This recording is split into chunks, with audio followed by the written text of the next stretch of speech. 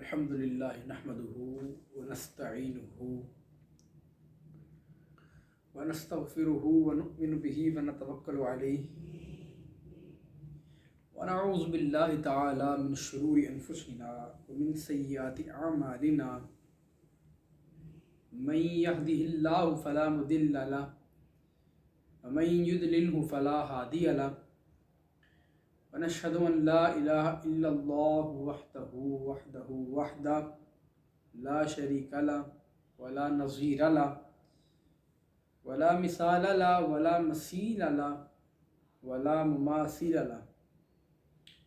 ونشهد أن سيدنا ومولانا ومأوانا وملجأنا وحبيب قلوبنا وطبيب نفوسنا المصطفى الأمجد المحمود الأحمد أبي القاسم محمد رسوله النبي الأمين المكين الحنين الكريم الرؤوف الرحيم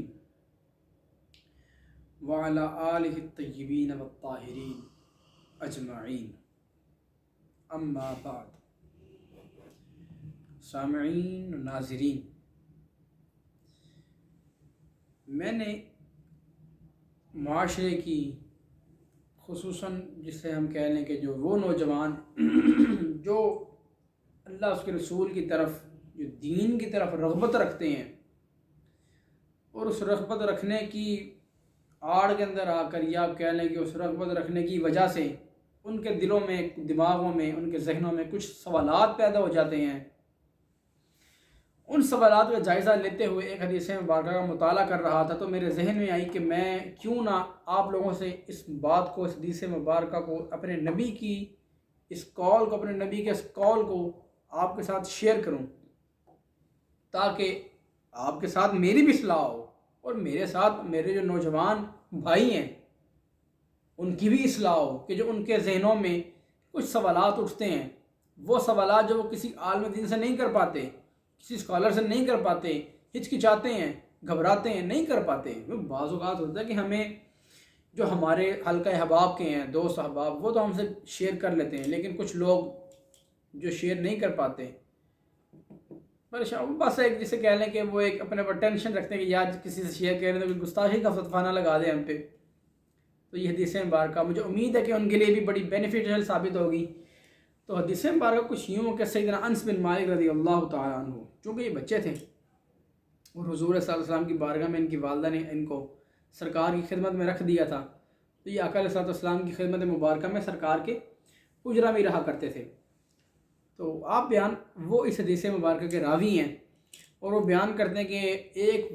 ایک دفعہ کا ذکر ہے کہ ایک دفعہ ہوا یہ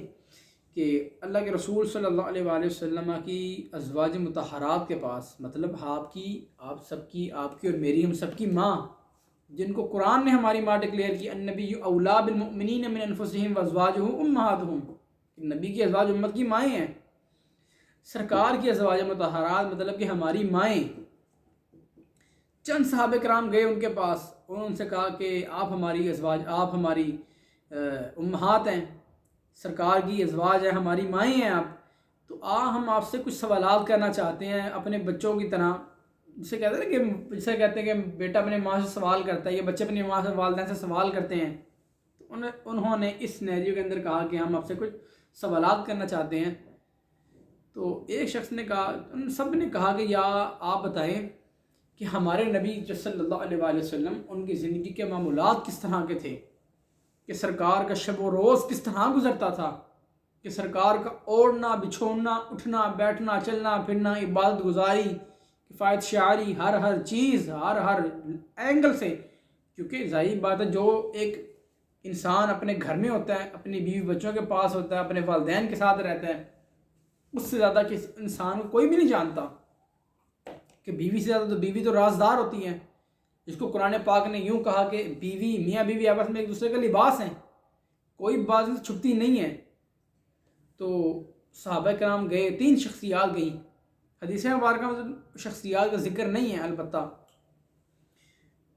تو 3 شخصیات جب وہ گئیں نبی علیہ السلام کے ازواج مطہرات کے پاس، تو انہوں نے کہا کہ آپ ہمیں شب و روز بتائیں نبی علیہ السلام کے. جب ہماری امہات نے، ہماری ماؤں نے ان کو وہ شخصیات ان کو بتایا کہ نبی علیہ السلام کا اوڑھنا بچھوڑنا اٹھنا بیٹھنا، میرے سرکار اس طرح چلتے تھے، کریم آقا اس طرح بیٹھتے تھے، رسالت میں آپ اتنی رات گئے تہجد پڑھتے تھے، دعائے مغفرت کرتے تھے، امت کے لیے گریہ وزاری کرتے تھے، اللہ کی بارگاہ میں روتے تھے۔ تو وہ شخصیات جو تھیں ان کے دل میں، ان کے ذہن میں خیال ہے کہ یار وہ تو نبی علیہ الصلوۃ والسلام ہیں، اللہ کے رسول ہیں، اللہ کے محبوب ہیں، سرکار کے تو تمام اگلے پچھلے جو گناہ، کیونکہ حدیث مبارکہ میں خطائیں معاف فرما دی گئی ہیں، سرکار معصوم عن الخطائیں، خطاؤں سے پاک ہے، تو ہمارا ان کا کمپیریزن بنتا ہی نہیں ہے۔ تو ان میں سے ایک شخصیت نے کہا، ایک صحابی نے کہا کہ اللہ کی قسم، انہوں نے ایک شخصیت نے کہا کہ اب میں تو ساری زندگی جو ہے نا روزے نمازیں پڑھوں گا، بس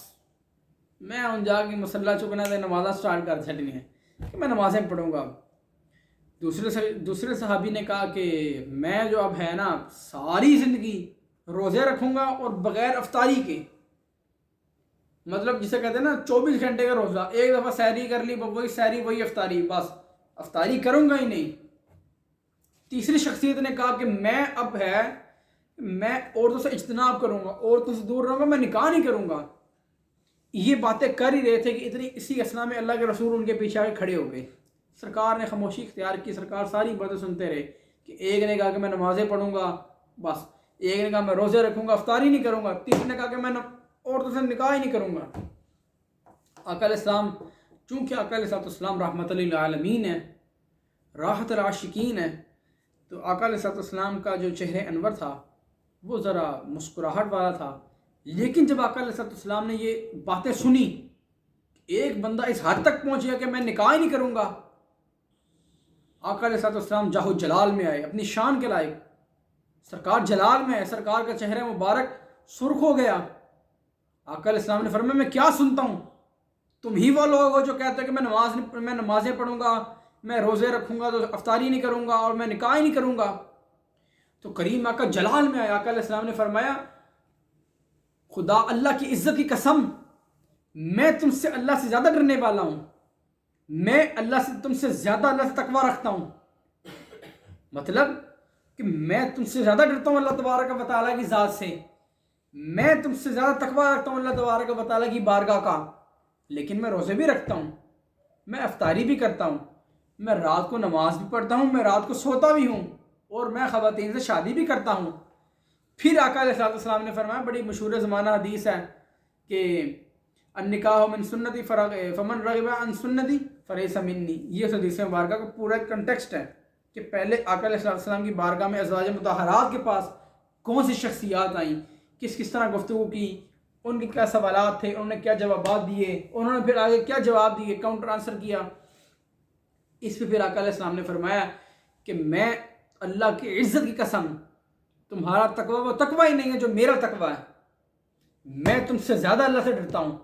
میں اللہ کی بارگاہ میں زیادہ تقوی رکھتا ہوں، میں نمازیں بھی پڑھتا ہوں، میں رات کو تہجد گزاری بھی کرتا ہوں، میں سوتا بھی ہوں، میں خواتین سے شادی بھی کرتا ہوں۔ پھر آقا علیہ السلام نے فرمایا اب جو شخص میری سنت سے اعراض برتے گا فلیس منی، وہ پھر ہم میں سے نہیں ہے، مطلب وہ پھر مسلمان نہیں ہے،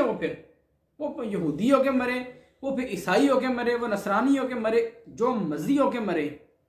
کیونکہ یہ کنسیپٹ ان کا رہبانیت والا کنسیپٹ ان کا ہے، یہ رہبانیت والا کنسیپٹ ہمارے ہاں نہیں ہے۔ اسلام کا یہ وتیرہ نہیں ہے کہ وہ رہبانیت کو پروموٹ کرے، فروغ دے،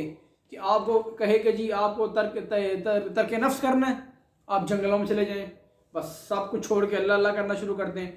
اس حدیث مبارکہ کا اگر ہم سمجھیں، ہماری نوجوان نسل بعض اوقات ہوتا پتہ ہے کہ وہ کسی موٹیویشنل اسپیکر کو سنتے ہیں، کسی عالم دین کو سن لیا، بہت دل پہ اثر کر گئی، آج کے بعد میں نکاح نہیں کروں گا، آج کے بعد میں کچھ نہیں کروں گا، یہ نہیں کروں گا، وہ نہیں کروں گا۔ نہیں، حضور نے سارے کام کرنے کا حکم دیا، سرکار نے فرمایا میں تم سے زیادہ اللہ سے ڈرتا ہوں، میرا تقوی وہ ہے جو تمہارا تقوی بھی نہیں ہے اتنا تقوی جتنا میرا تقوی ہے، لیکن میں نمازیں بھی پڑھتا ہوں، میں روزے بھی رکھتا ہوں، میں افطاری بھی کرتا ہوں، میں رات کو کئی گئے پہر میں نماز بھی پڑھتا ہوں، میں سوتا بھی ہوں،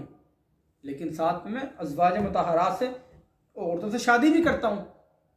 تو یہ حدیث مبارکہ اگر ہم آج کے زمانے کے اندر لیں تو ہماری نوجوان نسلوں کو بہت سے سوالوں کے جوابات مل گئے ہوں گے کہ جو رہبانیت کا کنسیپٹ لے کے بیٹھ جاتے ہیں بس اب جنگلوں میں جانا ہے، اللہ اللہ کرنی ہے، شیطان نفس دوبارہ ورگل آتا ہے، تو کوئی بات نہیں، گناہ ہو جاتا ہے توبہ کرو، توبو الی اللہ، اللہ کی طرف رجوع کرو، یا اللہ میرے سے گناہ ہو گیا، میں آدم کا بیٹا ہوں، خدا کا پتلا ہوں میں، تو مجھے معاف فرما، تو غفور الرحیم ہے، یا ذل جلال والاکرام۔ اللہ کو اس کے خوبصورت ناموں کا واسطہ دیں، آپ واسطہ دیں، اس سے مغفرت طلب کریں، اس سے معافی مانگیں۔ وہ رب ذوالجلال ہے، وہ معاف فرمانے والی ذات ہے، وہ بیٹھی معاف فرمانے کے لیے ہے۔ تو اگر حدیث مبارکہ کا اگر ہم ڈیپ مطالعہ کریں، اس کو پڑھیں، اس کی جسے آپ کہہ لیں کہ شروحات کو پڑھیں، تو ہمیں یہ چیز بڑی واضح اور کلیئر ہوتی نظر آتی ہے کہ اللہ کے رسول صلی اللہ علیہ وآلہ وسلم نے ایک مسلمان کو کیا کرنے کا حکم دیا اور کیا نہ کرنے کا حکم دیا ہے۔ کہ آپ کے دماغ میں کہ یہ سوال پیدا ہو کہ میں تو یہ نہیں کروں گا، میں وہ نہیں کروں گا، نہیں، کھاؤ بھی، پیو بھی، روزے بھی رکھو، افطاری بھی کرو، شادیاں بھی کریں آپ، کیونکہ یہ ایک اللہ تعالیٰ نے نیچرل ڈیزائر رکھی ہے، ایک انسان کی فطرت میں اللہ تعالیٰ نے یہ چیز رکھی ہے۔ آپ کھانا پینا چھوڑ دیں گے تو آپ ظاہری بات 2-4 دن کے بعد کہیں پہ گرے ہوئے نظر آئیں گے، اللہ ماشاء اللہ، انشاءاللہ گرے ہوئے ہوں گے۔ آپ کھانا نہ کھائیں، کمزوری کا شکار ہو کہ ہم حدیث مبارکہ پہ عمل کریں اور ہر معاملات کریں، کہ یہ نہ ہو کہ بالکل ہی ون سائڈ ہو کے چلے جائیں کہ بس ایک چیز کرنی ہے، دوسرا کام ہی نہیں کرنا، بس نمازیں پڑھنا شروع کر دوں گا، کچھ نہیں کروں گا، روزہ رکھوں گا، کچھ نہیں کروں گا، عورتوں سے شادی نہیں کروں گا، نہیں۔ اللہ کے نبی نے ہمیں ہر چیز کی تعلیم و ترغیب دی ہے کہ ہم پہ فرض ہم نمازیں بھی پڑھیں، ہم پہ فرض ہم روزے بھی رکھیں، ساتھ افطاری بھی کریں۔ ہم پہ لازم ہے کہ ہم اس آقا علیہ السلام کی سنت، آقا علیہ السلام نے یہ بڑی کلیئر کٹ بات کر دی کہ جس نے میری سنت سے اعراض برتا، کہ جس نے کہا کہ میں نکاح ہی نہیں کروں گا، رہبانیت کی طرف چلا جاؤں گا، جنگلوں میں چلا جاؤں گا، بس اسلام میں رہنا ہے، دین اسلام میں رہنا ہے، نکاح بھی کرنا ہے، نکاح کرنے کے ساتھ خود بھی اور اپنی بیگمات کو بھی، ظاہری بات ہے ایک دوسرے کا آپ ساتھ ہیں، اور آپ کا وہ ساتھ جو اللہ تبارک و تعالیٰ کو بڑا پسند ہے۔ اس کے اوپر حدیث مبارکہ حضور اسلام نے فرمایا اللہ شیطان کا تخت پانیوں پہ ہے، تو جب رات ہوتی ہے تو شیطان کے چیلے جیسے چنچے کہتے ہیں ہم، وہ آتے ہیں، وہ بڑے شیطان کو کہتے ہیں کہ آج میں نے یہ کر دیا، آج میں نے اس بندے کو ورغلایا، اس میں چوری کروائی، زنا کروایا، وہ کہتا نہیں، دور رکھتا اپنے آپ سے۔